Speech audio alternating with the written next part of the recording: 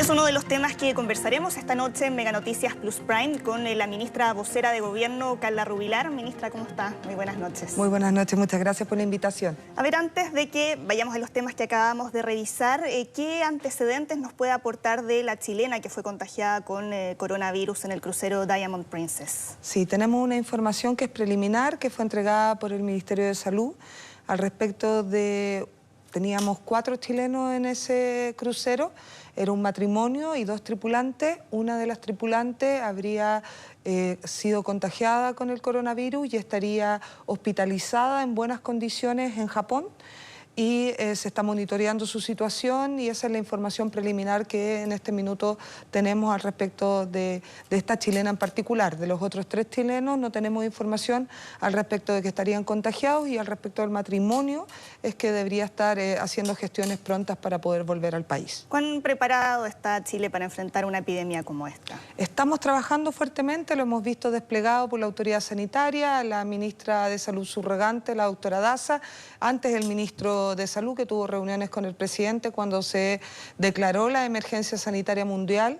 Y lo cierto es que estamos tratando de prepararnos de la mejor manera posible con nuestras barreras sanitarias, puertos, aeropuertos, con los diferentes hospitales, con los exámenes que deben estar descentralizados y no solamente en algunos lugares, sino que también desplegados en servicios de salud regionales, mucha información a la ciudadanía y finalmente también transmitirle tranquilidad. Hasta el momento no tenemos ningún chileno que haya sido diagnosticado con coronavirus en nuestro país, solamente este caso de esta tripulante del crucero de Japón, que está en buenas condiciones generales según la información que tenemos preliminar, estaría hospitalizada y no quiere mayor información por respeto también a los derechos que tiene como paciente, así que en ese sentido llamar un poquito a la comprensión de los medios de comunicación. Y ahora respecto al contexto social de nuestro país, ¿qué tan preocupados están dentro del gobierno por lo que vaya a pasar en marzo? Bueno, nosotros estamos preparándonos y lo hemos dicho, sabemos que hay preocupación al respecto a la vuelta a vacaciones, en particular en el mes de marzo, pero nosotros como gobierno nos estamos preparando para marzo, para abril, para un año 2020 que tiene muchos hitos. Recordemos que, por supuesto, que la vuelta a clase ya es un hito, después tenemos obviamente el 8 de marzo, que es una marcha muy importante, pero que siempre ha sido una marcha muy pacífica, muy masiva de las mujeres. Tenemos diferentes hitos a lo largo del año, recordemos que tenemos el plebiscito, tenemos primarias, tenemos las elecciones municipales, de gobernadores, y por lo tanto vamos a tener que prepararnos por un año lleno de hitos históricos y por lo tanto hay mucho trabajo y en particular Interior se está enfocando en 3 ámbitos.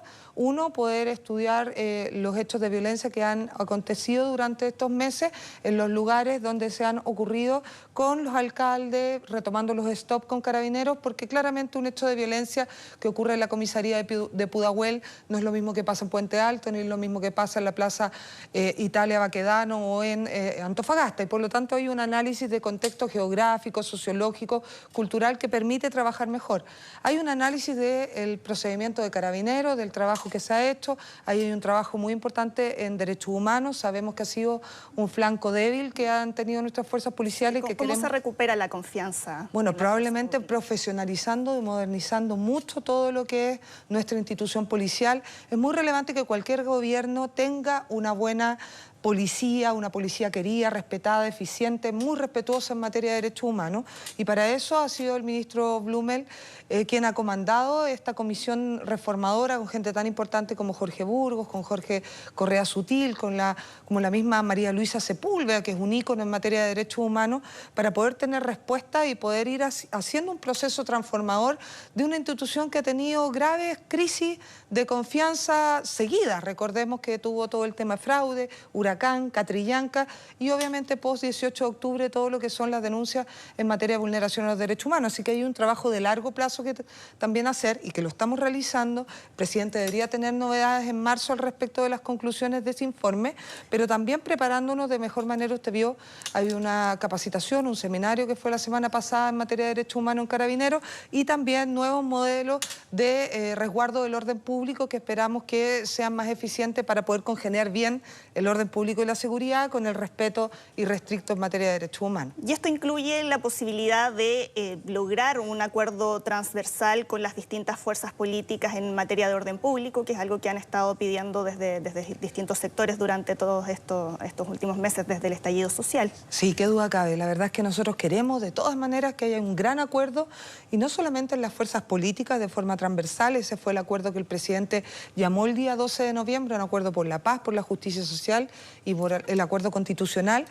Pero no solamente en los diferentes partidos políticos, sino que también en el trabajo mancomunado con la Fiscalía, en el trabajo mancomunado con el Poder Judicial, con obviamente incluso la Contraloría. Ese fue el efecto que en su momento el presidente citó a este gran consejo para hablar en materia de seguridad, porque esto no puede ser una política de un gobierno de turno. Esto es de tal relevancia, hemos tenido tal nivel de impacto con la ola de violencia que se desató después del 18 de octubre, que tenemos que ser capaces de ver cómo todos en conjunto, con una mirada de Estado que sea mucho más de largo plazo, vemos qué cambios necesitamos hacer en materia de orden público y seguridad. Y así que estamos trabajando para eso. Hay leyes presentadas en el Congreso, pero creemos que esta discusión es un poquito más de fondo y ahí le estamos pidiendo ayuda a todos los sectores. Y ahí para sacar adelante la agenda social que se está tramitando ahora en el Congreso, ¿cómo van los avances en esa materia? Bueno, primero agradecer a todo nuestro conglomerado que nos ayudó a sacar adelante la agenda social, y también a la oposición que se sumó con sus votos para poder sacar adelante, por ejemplo, lo que fue el aumento de la pensión básica solidaria, que aumentó hasta en un 50% para los mayores de 80 años y va a aumentar hasta un 50%, es decir, 55.000 pesos mensuales de forma permanente para todos nuestros adultos mayores en un plazo de 2 años. También el bono que se pagó por carga familiar de 50.000, en promedio 100.000 pesos por familia, que ya se pagó. Y obviamente queremos que ahora salga adelante esta reforma en materia previsional de la clase media y de las mujeres. Estamos hablando de un promedio de más de 56.000 pesos mensuales para hombres que hayan cotizado 12 años y más de 70.000 pesos mensuales para mujeres que hayan cotizado 8.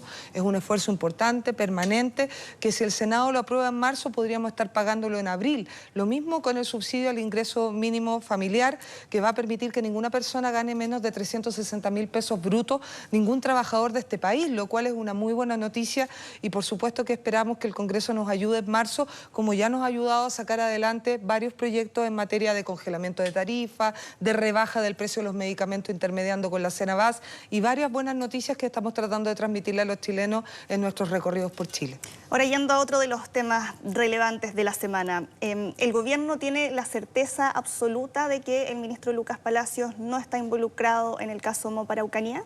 Sí, efectivamente, nosotros no hemos formado una convicción con los antecedentes de que el actuar del ministro Lucas Palacios fue completamente correcto. Desde los tiempos que fue subsecretario de Obras Públicas, lo sigue manteniendo ahora como ministro de Economía. Él fue uno de los principales promotores en tener tolerancia cero en cualquier materia que pudiera tener algún atisbo de irregularidad o de corrupción, y en ese sentido algunas denuncias fueron realizadas por él, otras solicitadas por él al Ceremi del MOP de la Araucanía. Incluso hay una persona que está hoy día acusada de cohecho, formalizada, estuvo en prisión preventiva, hoy día está con arraigo nacional y firma mensual, a causa de una denuncia y entrega de antecedente al fiscal. Fue a declarar voluntariamente como testigo, se ha prestado toda la ayuda necesaria para poder esclarecer. Él es el principal interesado en esclarecer todos estos antecedentes y por lo tanto él cuenta con todo el respaldo del gobierno. Más allá del conflicto que esto ha desatado al interior de la UDI, no olvidemos que todo esto parte también por una disputa entre la UDI y Evópoli en la Araucanía. ¿No teme que eso pueda terminar afectando la unidad dentro de Chile Vamos? Bueno, nosotros como gobierno lo que nos corresponde es pronunciarnos respecto a nuestro ministro. Lo hemos hecho de forma fuerte y clara, como también se hizo a través del ministro Moreno con la suspensión del director de vialidad de la región, porque se consideró pertinente que él estuviera fuera de sus funciones mientras se investigaba. Es decir, vamos tomando medidas según los antecedentes que tenemos, y obviamente que los conflictos en los partidos le corresponde a enfrentarlos los mismos partidos. A nosotros nos interesa que la unidad de gobernar se mantenga, esa es nuestra principal preocupación, pero el gobierno debe opinar de su ministro y eso es lo que nosotros hemos realizado. Y aun cuando las investigaciones que está llevando a cabo el Ministerio Público pueda afectar a personeros de gobierno o de Chile Vamos? ¿El gobierno va a mantener su tolerancia cero hacia la corrupción, como dijo el presidente? El presidente ha sido muy claro en esto, el presidente marca la línea y el presidente en una de las salidas a terreno durante sus vacaciones dijo claramente que en nuestro gobierno va a haber tolerancia cero a la corrupción y por lo tanto todos nosotros los ministros estamos mandatados a denunciar a la Fiscalía, al Consejo de Defensa del Estado, a la Contraloría, dependiendo de cuál sea la irregularidad o el posible delito detectado en el momento que tomamos conocimiento. Y esa es una instrucción que se nos ha dado por parte del presidente en el minuto 1, independiente de quién esté involucrado y si ese es un funcionario que sea parte de nuestra coalición. No hay distinción, no hay tolerancia de ningún tipo, independiente de la corrupción de donde venga. Usted mencionaba que uno de los hitos de este año es el plebiscito del 26 de abril. ¿Es viable que desde el gobierno se siga tratando de mantener la presidencia frente a un tema tan importante y frente al cual también existen varias diferencias? Bueno, nuestro conglomerado, como usted muy bien dice, tiene diferentes posturas. Y es reconocido la postura que tiene la UDI versus la postura que tiene una parte de Renovación Nacional versus otra, una parte que tiene Bópoli y obviamente el PRI. Y en ese entendido nosotros creemos que la diversidad es un aporte a nuestra coalición, nos permitió llegar a gobernar y es por eso que el presidente definió la presidencia. Es por eso mismo, reconociendo las diferencias y entendiendo de que todos queremos una mejor constitución, de que todos queremos hacer cambios y que la diferencia que tenemos en el sector es de qué mecanismo hacemos esos cambios. Algunos piensan que a través de una hoja en blanco, es decir, de una nueva constitución que parta desde cero, y otros creen que es a través de reformas a la constitución actual por el Congreso Nacional que ya existe. Esa es la única diferencia, pero todos queremos una mejor constitución y queremos cambios. Y bajo ese contexto el presidente dice, bueno, nosotros debemos ser garantes de este proceso, debemos permitir que todos se sientan incluidos en nuestro gobierno, debemos permitir que la ciudadanía se informe, vote informada y que participe muy activamente. Si hay algo que le importa al gobierno del presidente Piñera es que la elección del 26 de abril sea un hito, que realmente se escuche fuerte la voz de los ciudadanos, que la gente con un lápiz, con un papel, manifieste que está participando de un hecho histórico. Si finalmente recordemos que en nuestro país ha existido en nuestra historia republicana muy pocos plebiscitos, a ver, personas que nunca en su vida van a haber vivido un plebiscito, aquí tienen una oportunidad real de tener participación en el primer plebiscito del retorno a la democracia y nuestra aspiración como gobierno es que la mínima participación sea la participación de la presidencial. De ahí hacia arriba queremos que sea la cantidad de chilenos y chilenas que se manifiesten independiente de la postura que tengan, porque eso cada uno lo sabe, cada uno en su conciencia, en su convicción tiene un pensamiento de qué es lo mejor para Chile y eso queremos que lo vaya a manifestar ese día con su voto.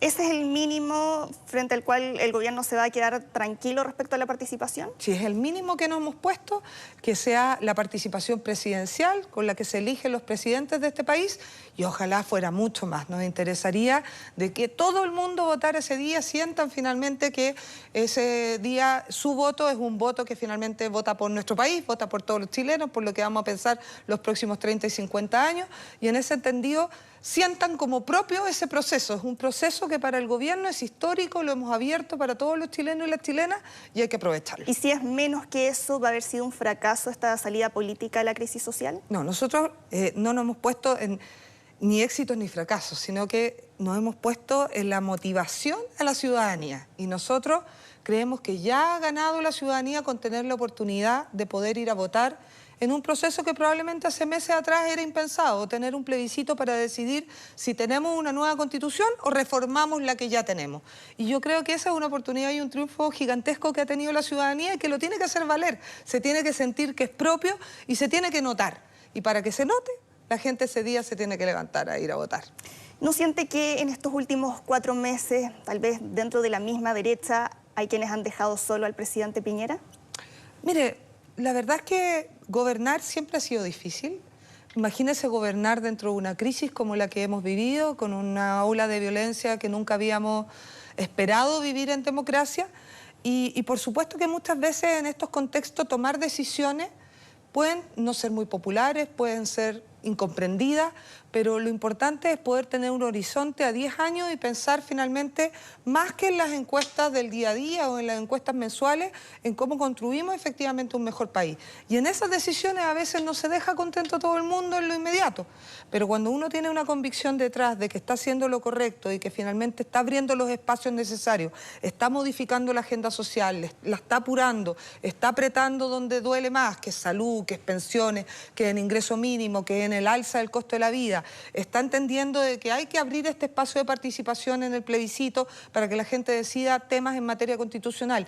Entiende también, y con eso le agradecemos a la oposición que se ha sumado a entender que el orden público, la seguridad y la tranquilidad de las familias también es un tema relevante para ellas y hay que hacer cosas. Y finalmente también sacamos proyectos que hace 4 o 5 meses eran impensados tener votos, porque incluso fueron leyes que se rechazaron idénticas hace años anteriores. Y por lo tanto, nosotros lo que estamos haciendo es abrir un espacio y cambiar nuestro plan de gobierno en sus prioridades y en sus tiempos, acorde a lo que los chilenos nos han manifestado. Puede ser de que hoy día no se sienta con tanta fuerza que el gobierno está escuchando.